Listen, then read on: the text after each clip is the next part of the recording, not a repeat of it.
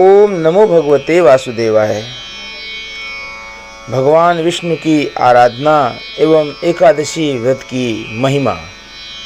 विश्व सत्य संदेश यूट्यूब चैनल में आपका स्वागत है। प्राचीन काल में रुक्मांगद नामक एक प्रसिद्ध सार्वभौमिक नरेश हुए थे। भगवान विष्णु की आराधना ही उनका जीवन था।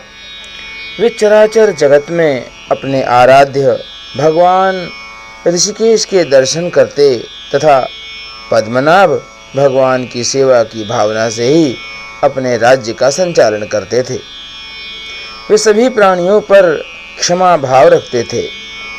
राजा रुक्मांगद ने अपने जीवन में अपनी समस्त प्रजा एवं परिवार सहित एकादशी व्रत के अनुष्ठान का नियम धारण कर रखा था।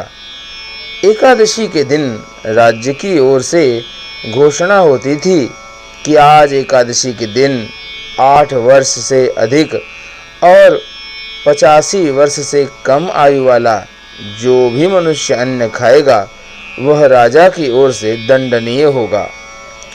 एकादशी के दिन सभी लोग गंगा स्नान एवं दान पुण्य करते थे। राजा के धर्म की ध्वजा सर्वत्र फहराने लगी। धर्म के प्रभाव से प्रजा सर्वथा सुखी एवं समृद्ध थी।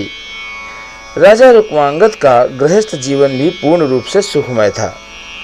वे पीतांबरधारी भगवान श्री हरि की आराधना करते हुए मनुष्य लोक के उत्तम सुखों को भोग रहे थे।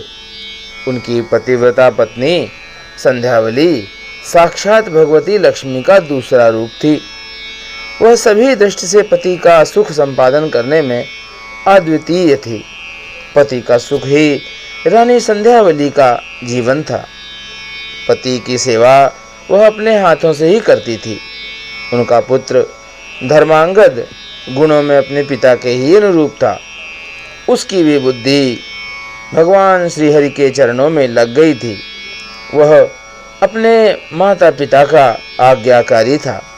उसमें राज्य संचालन की पूर्ण योग्यता थी तथा मदिरा एवं जुआ आदि का कोई दुर्व्यसन उसके अंदर नहीं था। वह भी प्रजा पालन एवं प्रजा की रक्षा में सदा तत्पर रहता था। राजा रुक्मांगद ने अपने पुत्र धर्मांगद के गुणों से प्रसन्न होकर राज्य संचालन का भार उसके कंधों पर देना आरंभ कर दिया। धर्मांगद ने अपने सेवकों से हाथी के मस्तक पर नगाड़े बजाते हुए घोषणा कराता कि समस्त प्रजा एकादशी का व्रत पालन करने में तत्पर रहे तथा ममता रहित होकर देवेश्वर भगवान विष्णु का चिंतन करे।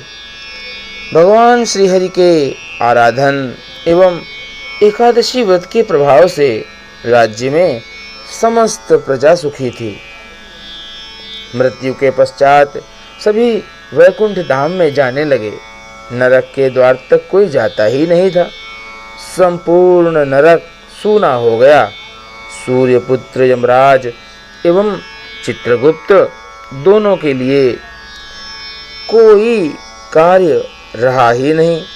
जब सभी प्रजाजन बैकुंठ जाने लग गए तब यमराज किन्हें दंड देते, चित्रगुप्त किनके कर्मों का हिसाब रखते। अंत में वे ब्रह्मा जी के सभा में पहुँचे। उन्होंने ब्रह्मा जी से राजा रुक्मांगद के प्रभाव का वर्णन करते हुए कहा, पितामह, भगवान विष्णु के आराधन एवं एकादशी व्रत के प्रभाव से समस्त प्राणी वैकुंठ धाम को प्राप्त हो रहे हैं। नरक में कोई प्राणी नहीं आ रहा है। लंबे समय से हम लोग व्यर्थ बैठे हैं। यह सुनकर ब्रह्मा जी को अत्यंत प्रसन्नता हुई। वे मन ही मन भक्तराज रुक्मांगद को नमन करने लगे। ब्रह्मा जी रुक्मांगद की ऐसी अद्भुत महिमा को और बढ़ाना चाहते थे। उन्होंने अपने मन के संकल्प से एक अत्यंत सुंदर एवं लावण्यवती नारी को प्रकट किया। उस नारी का नाम मोहिनी था। वह संसार की समस्त सुंदरियों में श्रेष्ठ एवं रूप के वैभव से संपन्न थी। एक दिन राजा रुक्मांगद वन भ्रमण करने के लिए निकले। उसी वन में वह मोहिनी अत्यंत मधुर वीणा बजा रही थी। उस रूप राशि को देखकर राजा रुक्मांगद मोहित हो गए। राजा ने मोहिनी से प्रणय की याचना की। मोहिनी ने मुस्कुराते हुए कहा, एक शर्त है कि समय पर मैं जो कहूँ आपको उसका पालन करना होगा। राजा ने मोह के वशीभूत होकर वह शर्त भी उसकी स्वीकार कर ली और वे मोहिनी के साथ अपनी राजधानी को लौट आए। यहाँ वे मोहिनी के साथ सुख से समय व्यतीत करने लग गए। युवराज धर्मांगद ने शासन की पूर्ण योग्यता प्राप्त कर ली थी। उसने भूमंडल के सभी मंडलों को जीतकर उन पर अपना शासन जमा लिया था तथा अनेक बहुमूल्य रत्न मणियां लाकर अपने पिता को अर्पित कर दी थी। धर्मांगद के सुराज्य से प्रसन्न होकर रुक्मांगद ने अपनी संपूर्ण शासन व्यवस्था उसे सौंप दी। योग्य कन्या से धर्मांगद का विधि पूर्वक विवाह भी कर दिया गया। ब्रह्मा जी ने मोहिनी को राजा रुक्मांगद की परीक्षा के लिए ही भेजा था। सुखपूर्वक बहुत समय व्यतीत होने पर एक दिन वह अवसर उपस्थित हुआ। कौन सा अवसर आया? रुक्मांगद का एकादशी व्रत निर्विघ्न चल रहा था। वे एकादशी के दिन कभी अन्न ग्रहण नहीं करते थे। सदैव की भांति वे घोषणा करा देते, मनुष्यों, तुम सब अपने वैभव के अनुसार एकादशी के दिन चक्र, सुदर्शनधारी भगवान श्री हरि विष्णु की पूजा करो। वस्त्र, उत्तम चंदन, रोली, पुष्प, धूप, दीप तथा हृदय को अत्यंत प्रिय लगने वाले सुंदर फल एवं उत्तम गंध के द्वारा भगवान श्री हरि विष्णु के चरणार बिंदु का अर्चन करो। जो भगवान विष्णु का लोक प्रदान करने वाले मेरे इस धर्म सम्मत वचन का पालन नहीं करेगा, निश्चय ही उसे कठोर दंड दिया जाएगा। एक दिन मोहिनी अपने पति रुक्मांगद से एकादशी के दिन अन्न खाने के लिए आग्रह करने लगी। उसने हठपूर्वक कहा कि गृहस्थ राजा को, जो सदैव परिश्रम करता है, कभी भी अन्न नहीं छोड़ना चाहिए। राजा ने मोहिनी को बहुत समझाया। उन्होंने शास्त्रों का प्रमाण देकर बतलाया कि एकादशी के दिन जो अन्न खाता है वह पाप का भागी और नरक का गामी होता है। किंतु मोहिनी अपने हठ पर अटल रही। राजा ने उसे अनेक प्रकार के प्रलोभन दिए, परंतु मोहिनी पर उन बातों का कोई भी प्रभाव नहीं पड़ा। मोहिनी राजा को विवाह के समय की हुई अपनी शर्त भी स्मृति कराने लग गई। जो मैं कहूँगी उसे आपको पालन करना होगा, अन्यथा असत्यवादी हो जाएंगे एवं सत्य का त्याग करने से आपको पाप का भागी होना पड़ेगा। मोहिनी ने अंत में यह भी घोषणा की कि यदि आप एकादशी के दिन अन्न ग्रहण नहीं करेंगे तो मैं आपको त्याग कर चली जाऊंगी। रुक्मांगद ने मोहिनी को पुनः समझाते हुए पुराणों का प्रमाण दिया और कहा कि पुराणों में स्थान स्थान पर यह घोषणा की गई है कि एकादशी प्राप्त होने पर भोजन नहीं करना चाहिए, नहीं करना चाहिए, नहीं करना चाहिए। परंतु मोहिनी अपने निश्चय पर अटल रही। वह अपने पति को असत्यवादी घोषित करती हुई उन्हें छोड़कर जाने को तत्पर हुई। इधर राजा रुक्मांगद मोहिनी पर आसक्त होते हुए भी एकादशी के दिन अन्न न ग्रहण करने के अपने निश्चय पर दृढ़ थे। पितृभक्त धर्मांगद एवं पतिव्रता रानी संध्यावली ने मोहिनी को राजा को छोड़कर न जाने के लिए बहुत समझाया। रानी संध्यावली ने अत्यंत मधुर वाणी में मोहिनी से कहा, जो नारी सदा अपने पति की आज्ञा का पालन करती है, उसे सावित्री के समान अक्षय तथा निर्मल लोक प्राप्त होते हैं। देवी, तुम अपना यह आग्रह छोड़कर अपनी बात की हट छोड़ दो। महाराज ने कभी बचपन में भी एकादशी के दिन अन्न ग्रहण नहीं किया है, अतः तुम इसके लिए उन्हें बाध्य मत करो। तुम उनसे कोई अन्य वर मांग लो। देवी, जो वचन से और शपथ दोष से पति को विवश करके न करने योग्य कार्य करा लेती है, वह पाप परायणा नारी नरक में निवास करती है। वह भयंकर नरक से निकलने के पश्चात 12 जन्मों तक शूकरी की योनि में जन्म लेती है, तत्पश्चात चांडालिनी होती है।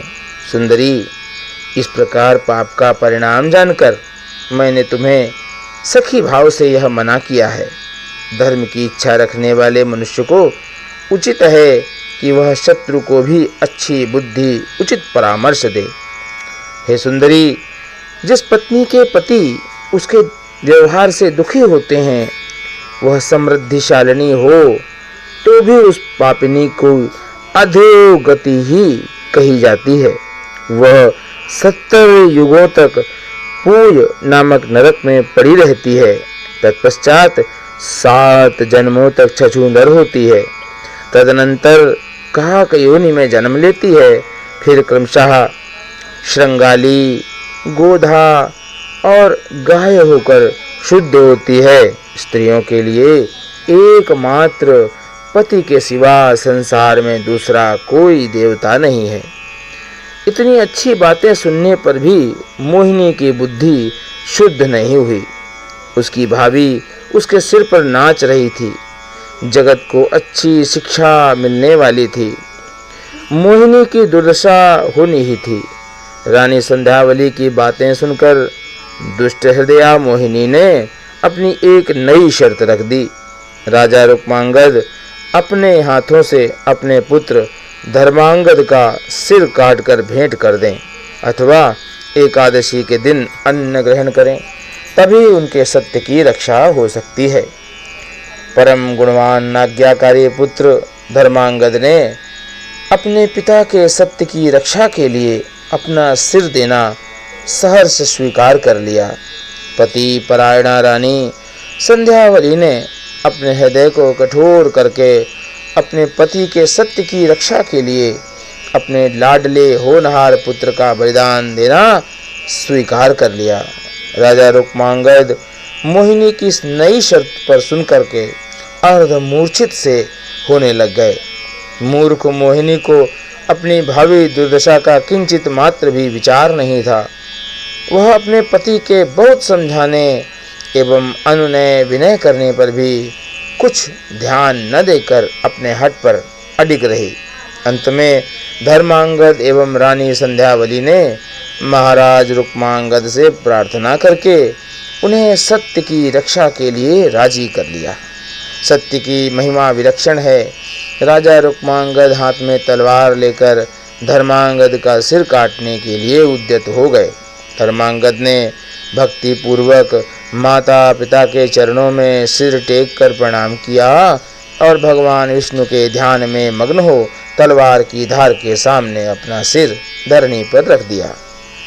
कृपालु भगवान विष्णु राजा रुक्मांगद, रानी संध्यावली एवं धर्मांगद का धैर्य देख रहे थे। चमचमाती तलवार ज्यों ही धर्मांगद के सिर को छूने ही वाली थी, त्यों ही भगवान श्रीहरि ने प्रकट होकर राजा का हाथ पकड़ लिया। उस अद्भुत दृश्य को देवगण भी देख रहे थे। उनके देखते देखते ही महात्मा नरेश अपनी रानी संध्यावली एवं पुत्र धर्मांगद के साथ भगवान विष्णु में सशरीर विलीन हो गए। क्रूर हृदया मोहिनी भी यह दृश्य देख रही थी। राजा के पुरोहित वसु से यह सब देखा नहीं गया। उनके संकल्प से दुष्टा मोहिनी वहीं भस्म होकर राख हो गई। यह कथा नारद पुराण में वर्णित है। आपके सामने हमने प्रस्तुत की। आपको यह कथा कैसी लगी ज़रूर कमेंट बॉक्स में नीचे लिखिएगा। वीडियो को लाइक करना मत भूलिएगा और चैनल को अगर सब्सक्राइब अभी तक नहीं किया है तो कर लीजिएगा और बेल आइकन को प्रेस करके चालू रखिएगा ताकि हमारी हर वीडियो आपको समय पर मिलती रहे। वीडियो अगर शेयर करने लायक लगे, या कथा शेयर करने लायक लगती है, आपको एकादशी की महिमा शेयर करने लायक लगती है तो अवश्य ही शेयर कीजिए।